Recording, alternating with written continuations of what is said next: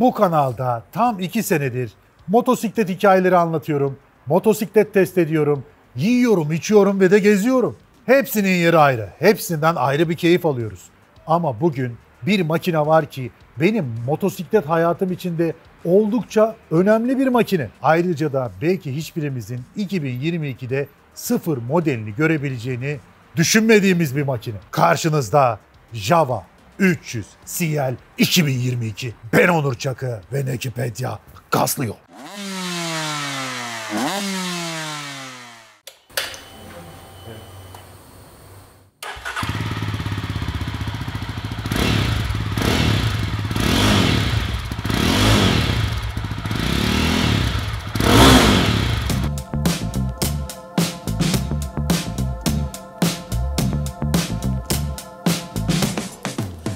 You wanna be a bad man?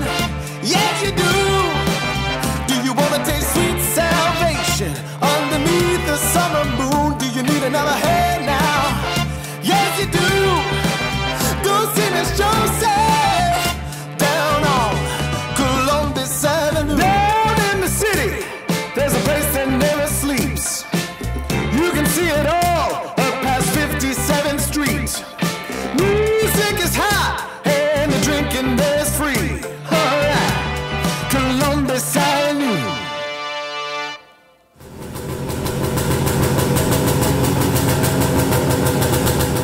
Java 300 CL 1950'lerin başından 1970'lerin ilk yarısına kadar seri üretim olarak üretilen iki zamanlı Java 250 353 ve Java 350 Tip 354 yani Kivaçki denilen modelin bir kopyası. Yakıt deposu, böbrekli motor tasarımı, yan kutuları ve gösterge paneli gibi genetik öğeler aynı şekilde korunmuş. Gerçekten apayrı, güzel bir şekilde günümüze de uyarlanmış. Zaman makinesinden fırlamış gibi. Hatta dedesiyle yan yana koysanız hangisinin dede, hangisinin torun olduğunu anlamanız çok güç. Ancak onları tanıyanlar bilir. Java'yı anlatırken de duygulanmamak elde değil. Çünkü o zamanlar bana çok büyük gelen motosiklet şu an oldukça küçük geliyor. Ben mi büyüdüm, motosiklet mi küçüldü?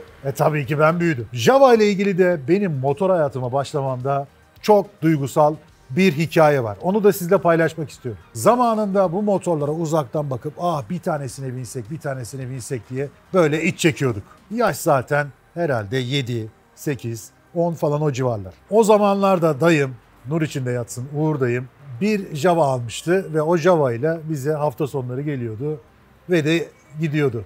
Biz de buna baka baka ne yapsak ne etsek acaba kaçırsak mı, ama o iki zamanlının acayip bir sesi var ya, kaçırdığın zaman muhakkak yakalanacaksın. Zaten kickstart'ı da beceremiyordum. Boyum yetmiyordu ya da kilom mu yetmiyordu, yani gücüm yetmiyordu. Biz dayım motosikleti park ettikten hemen sonra aşağıda Hüseyin amca vardı, bakkal. Giderdik ona, koşardık. Hüseyin amca zaten bizi gördüğü zaman gülümseyip hemen motosikleti kenara alır, biraz ileriye götürür, kickstart'ı uzakta çalıştırır ki dayım duymasın diye ve bize de motosikleti verirdi. Şimdi tabii hiçbir çocuğa öyle bir şey yapmayız. O zamanlar başka bir zamandı. Eğer motosikleti kullanabiliyorsanız ehliyete ihtiyacınız yoktu. Nasıl ki şu an eminim köylerde yine çocuklar traktör kullanıyorsa biz de şehirlerde böyle motora biniyorduk. Dayım sizce bilmiyor muydu kaçırdığımızı? Biliyordu ama hiç sesini çıkartmıyordu. Tekrar buradan da anmış olayım. Böyle duygusal bir anım var. Yani Java 250 demişken zamanında imrenerek baktığımız, üstüne bindiğimizde de kalbimizin hop hop ettiği, gaza dokunduğumuzda da yağ ve çiğ benzin kokusuyla başımızı döndüren bir alet geliyor aklımıza. Sadece gözlerimizi kapatıp düşünüp hayal ettiğimiz zaman geri gelebilecek zamanlar. Başka türlü o zamanlar geri gelmez.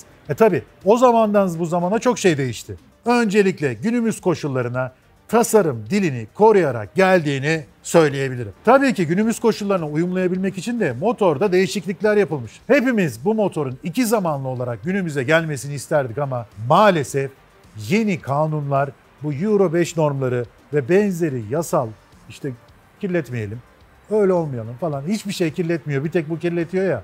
O yüzden bu motorun iki zamanlı olarak üretilip günümüze gelmesi mümkün değildi. 4 zamanlı olarak can buldu. Dedik Euro 5 uyumu için üzerinde tek silindir 4 zamanlı 295 cc ve tam 23 beygir enjeksiyonlu bir motor var. 25 Nm'de tork veriyor. 6 adet de vitesi var. Hindistan'da satılanlar Euro 4 olduğu için bir tık daha güçlü. Marşı da elektrikli. Yine Avrupa normlarına uyumlama sürecinde gelen ön tekerlekteki fren Brembo firmasının alt markası olan Baybre ABS ile donatılmış. Önde 18, arkada da 17 şambiyelli lastikler var. Bu proje aslında 2019'da başlamış fakat Avrupa'ya ve bize gelmesi 2, 3, 4 seneyi bulmuş. Java'nın 1929 yılında Çekoslovakya'da kurulmasına rağmen bu motosikletin Hindistan'da üretildiğini söyleyeyim. Meşhur Yezdi firması tarafından üretilmiş. Yezdi firması da neydi? Dünyanın en büyük motosiklet ve araba hatta traktör üreticilerinden biri olan Mahindra'nın altında bir marka. Oldukça köklü bir grubun içinde. Bu motosikletlerin üstünde bir ara Yezdi yazar. Yani Java değil. Marka olarak Yezdi kullanılmış. Onun da şöyle bir hikayesi var. Aslında ne kadar doğru ne kadar yanlış bilmiyorum ama arkadaşlarınızla yine masada şak diye vurabileceğiniz bir bilgi. Efendime söyleyeyim. Şimdi bu motosiklet ilk üretilip sokağa çıktığında oradan geçen birisi şöyle demiş. Hele tu Yezdi. Yani bak şu gidene. Oradaki bu üretici abiler, patronlar da çok sevmiş herhalde bu Yezdi lafını ve de Yezdi'yi uzun süre marka olarak bu motosiklette kullanmışlar. Bu arada hazır bilgiler veriyorum. Kanala abone olmayı, çanları açmayı ve beni Instagram'da takip ederek istiyorsanız da katıl butonuyla da kanala destek olmayı unutmayın. Tabi hatırlarsınız bayağı da bir anlatmıştım bu Java'ların hikayelerini. Türkiye'nin aslında motor hafızası bu motosikletler.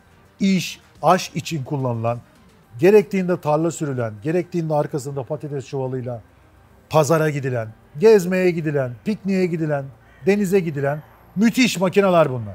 Bu makineler de 1960'lı yıllarda Anadolu grubun altındaki çelik motor tarafından Kartal'da uzun süre üretildi. Üretildi. Gurur duyuyoruz. Ama neden devam edilmedi? Yani ben her bu hikayeleri anlattığımda yüreğim cız ediyor. Muhakkak vardır bir nedeni ama yani şu üretimleri devam etseydik şu an yerli motosikletimizde, arabamızda artık hani uçan, kaçan, yürüyen ne varsa yüzen hepsini yapabilir durumdaydık. Bir sürü de yetenekli mühendisimiz, bir sürü yetenekli insanımız varken ülkemizde maalesef bunları başaramamışız. Hiçbir şey için geç değil diyoruz ama tabii millet artık uzaya roket atıyor. Siz ne düşünüyorsunuz? Yorumlarda görelim. Ama Hintliler, ki Hintliler uzaktan baktığınız zaman da beğenmezsiniz ama o herifler birçok konuda olduğu gibi bununla da dünyayı ele geçirmişler. Yani motosiklet kültürü denildiğinde tabii çok adam var orada, çok insan var ama hani ulaşım açısından Hindistan çok başka. Ama şimdi birisi buradan kalkıp uçağa binse, ay Hindistan'a gittim yollarda bok var, kaka var. İşte inekler var, inekler geziyor, iğrenç bir yer der. Ama bir yandan da adamlar endüstrisiyle de dünyaya bir sürü mal satıyorlar. Biz de gelip lastiğine kadar Hintli olan motorlarını satın alıyoruz. Hiç de fena olmayan işçiliklere sahipler. Şu boya kalitesi, krom detayları, buradaki yeni tasarımı, yani tamamen retroya uyumlu, yenisiyle eskisini demin söylediğim gibi yan yana koyduğumuzda farkı çok az insanın anlayabileceği şekilde günümüze modernize etmişler. Eski modelinden farklı olarak aradan belki 30-40 sene, belki 50 sene geçti. Tek fark görüntü dışında yağ ve benzin kokusu olduğunu söyleyebilirim.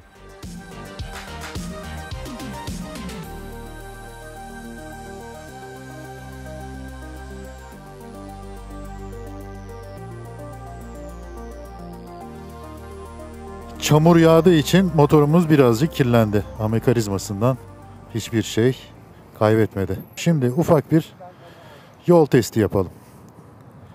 Daha doğrusu biraz eğlenelim. Evet, şimdi motorun üstüne bindiğiniz zaman zaten o eski ruhu gayet güzel bir şekilde size veriyor. Şu sol ve sağ kütükler için birazdan bir şey söyleyeceğim. Şöyle bir çalıştıralım. Şöyle bak bir daha şeyi göstereyim. Şöyle açtığın zaman şöyle spor bir görüntü. Çok tatlı olmuş. Evet. Hadi bakalım. Şimdi motosikletin çok rahat bir oturma pozisyonu olduğunu söyleyebilirim. Oturma pozisyonu olarak ellerin, kolların motosiklet gidonuna uzaklığı olarak, benzin deposunu bacaklarınızla sarma hissiyatı olarak gayet keyifli ve tatlı bir hissiyatı var. Benzin deposunun 13 küsür litre olduğunu söyleyeyim. Benzin tüketimi de 3.4 gibi düşünebilirsiniz. Oldukça az bir benzin tüketimi var.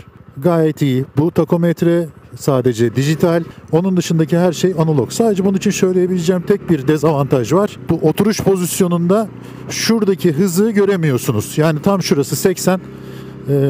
Şurayı tam olarak göremiyorsunuz. Bir tık daha geride olsa belki daha güzel olabilirdi diye düşünüyorum. Motosikletin çekişiyle gidişiyle ilgili en ufak bir sıkıntı yok. Zaten 300'lük bir üniteye sahip. Java 300 CL'nin motorunun karakteristiği olarak bu motosikleti doğru devirde ve doğru viteste kullanmanız lazım. Eğer doğru viteste ve doğru devirde kullanmazsanız biraz aynalara titreşim geliyor. 6 vites olduğunu da söyleyeyim. 6 vites ve vites araları biraz kısa. Zaten birazdan şimdi şeye çıkacağım. Çevre yoluna çıkacağım. Çevre yolunda zaten bunların hepsini deniyor oluruz. Yani çok eğlenceli bir sürüşü var. Şehir içinde gayet kıvrak bir motosiklet. Yani scooter ne yapıyorsa siz de aynı şeyi yapabilirsiniz. Zaten aslında çok büyük bir motosiklet değil. Sadece bir tık ağır bir motosiklet. İşte 176 kilolarda ama sürüş sırasında bu ağırlığı hiç hissetmiyorsunuz. Sokakta da o kadar çok ilgi çekiyor ki herkes gelip soruyor. Bu motosikletin de 2022 model olduğuna kimse inanmıyor.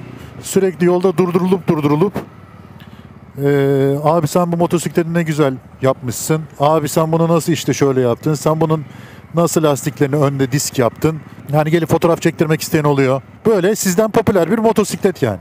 Ön frenin ABS, arka frenin kampana olduğunu söylemiştik. Baksana abi hareketlere bak ya. İnanılmaz. Yani bu ülkede trafikte bu motosiklet sürmek de normal araba kullanmak da bir delilik aslında.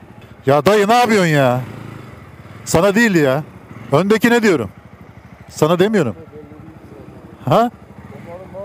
Evet aynen. Hadi kolay gelsin. Ha?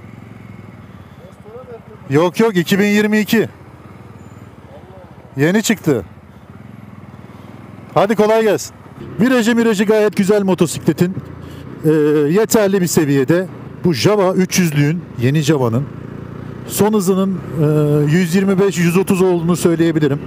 Ben 115'lere falan çıktım. Hem rodajda olması yüzünden makinenin hem de üstünde Hintli lastikler var. Çok güvenemedim.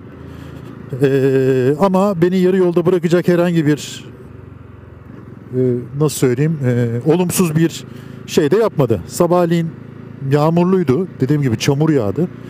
Yerler oldukça ıslaktı. O ıslak zeminde de herhangi bir aksi bir şey yapmadı. Abi ne yapıyorsun acaba ya? Vallahi billahi ya. Dediğim gibi çamur yağdı. Çamur yağmasına rağmen en ufak bir böyle abukluk yaratmadı lastik. O yüzden böyle olumsuz bir şey söyleyemeyeceğim ona. Bir de şöyle bir şey var abi. Motorlar geçmemesi için bir mücadele içerisinde arabalar. Yani o zaman motora bineceksin dayı. Tam sen gelirken hareket etmeler falan. Böyle garip olaylar. Neyse keyfimizi kaçırmayalım. Güzel bir cuma günü bugün. Sele yüksekliği de 760 küsür. Yani oldukça alçak. Dolayısıyla yeni kullanacaklar için de ayaklarını yere koyması, zaten ağırlık merkezi de düşük bu motosikletin. Oldukça kolay bir kullanımı var. Ayaklarınızı da kolay bir şekilde yere koyabilirsiniz. Yani duruyor mu makine? Duruyor abi, gayet güzel duruyor. Öndeki ABS çalışıyor. Arkadaki kampana tabii ki böyle kayıp böyle artistik hareketler yapabileceğiniz bir kara düzende. O da güzel. Vay. Şöyle gayet motor gayet güzel gidiyor. Herhangi bir sallanması, zıbıldaşması bir şey yok. Hani orasından burasından asla ses gelmeyen bir motor. Bu noktada işçilik kalitesinin iyi olduğunu söyleyebilirim. En ufak bir yerinden böyle garip sallanmalar, garip sesler gelmiyor. Bu motosikletin altında motor koruması bir karter koruma var. Dolayısıyla böyle stabilize yollara da girilebilir. Hafif off-road. Off-road olmasa bile yani köy yollarında ve benzeri bozuk yollarda da motosikletin sizin hiç üzeceğini zannetmiyorum. Dediğim gibi böyle biraz testten çok keyfini sürme gibi oluyor ama bugün böyle bir nazar var benim üstümde nedense. Sürekli sağdan soldan arabalar çıkıyor falan, böyle bir garip garip. Tabii bizim millet niyetli olunca sadece kendini düşünüyor. Tabii şimdi şu an Ramazan'dayız. Allah tutanlarınkini kabul etsin. Tutabilenlerinkini. Ramazan'da biraz dikkatsiz araba kullanıyor bence. Dolayısıyla bu noktada da motosikletçi arkadaşların dikkat etmesini öneriyorum. Süspansiyon kısmı sert değil. Yani bana öyle bir rahatsızlık hissettirecek, ekstra rahatsızlık hissettirecek bir şey yaşatmadı. Yok, gayet iyi. Kardeşim, illa anahtarınızı mı alayım? Anahtarınızı mı alayım arkadaşım? 80 ve 6. viteste gayet güzel, temiz, tertemiz, titreşim olmadan şu an yolculuk yapabiliyorum.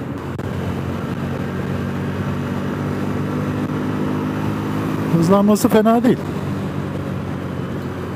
Yani 100 civarı bir konfor hızı olduğunu söyleyebilirim. 80 ve 100 civarı bir konfor hızı olduğunu söyleyebilirim. Şöyle biraz Java ile çılgın atalım. Abi yok, bugün gerçekten bir şeyler var. Yani çok, o yüzden agresif hareketler yapmak istemiyorum. Yani bu motosikleti gönül rahatlığıyla şehir içinde, tabii ki şehirler arasında da belli hız limitleri, 300'lük yani sonuçta bu alet. Belli hız limitleri içerisinde güvenle kullanabilirsiniz. Dediğim gibi doğru viteste ve doğru devirde olmazsanız biraz titreşim oluyor aynalardan.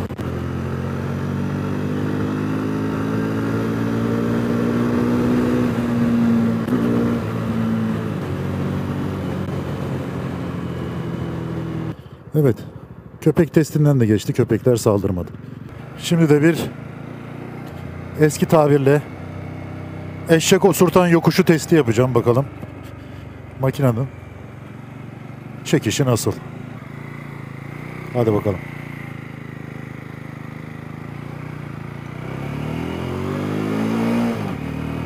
Gayet iyi abi. Sıfır sıkıntı. Çekişinde hiçbir problem yok motosikletin. Maşallah. Yürü be Java. Yürü be. Evet. Bir de fren testi yapalım. Evet. Durmasında hiçbir problem yok. Evet. Öndeki ABS de gayet güzel vuruyor. Evet, iyi. Problem yok. Problem yok. Tıkır tıkır öndeki ABS'yi hissediyorsun zaten. Bir de yokuş aşağı deniyorum yani.